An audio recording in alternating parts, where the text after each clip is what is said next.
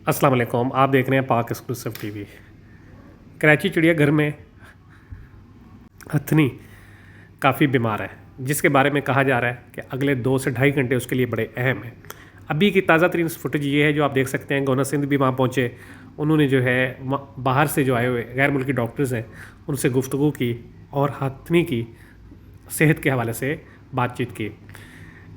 चिड़ियाघर के बारे में अगर बात की जाए तो ये 1978 में कायम हुआ था।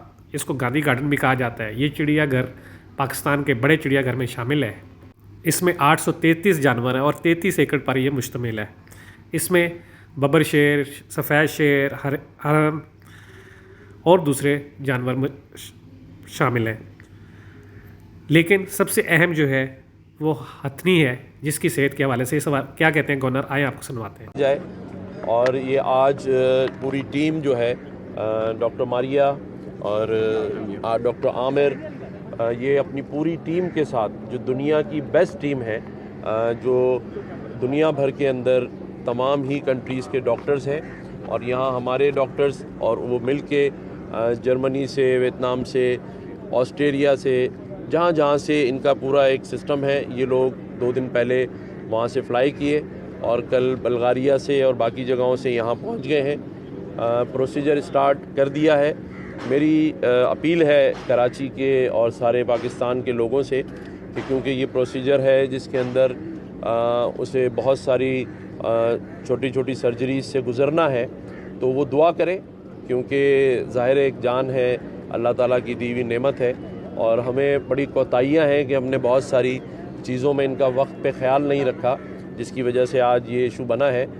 लेकिन ये procedure, I think, how long you take time for this procedure? 2.5 hours. 2.5 hours, 2.5 घंटे का ये प्रोसीजर है जिसे इनकी पूरी टीम ने स्टार्ट कर दिया है और मैं दुआ गो हूँ और उम्मीद करता हूँ कि इंशाल्लाह ये कामयाब भी होगा।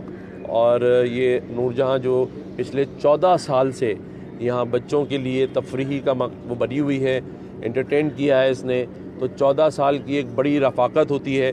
अभी जो इनको यहाँ पर अंदर बंदे चेक कर रहे थे, उससे मैंने पूछा तो उसकी आंखों में भी आंसू थे कि वो 14 साल से उनकी पूरी फैमिली इसका लुक आफ्टर करती रही है और ज़ाहिर एक लगाव है।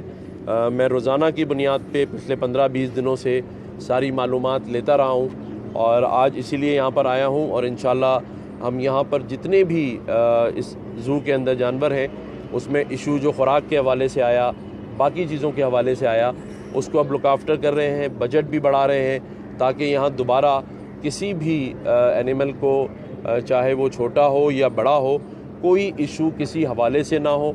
या मैंने ये भी हिदायत जारी की है कि यहाँ पर फौरी तौर पे हॉस्पिटल भी अंदर बनाया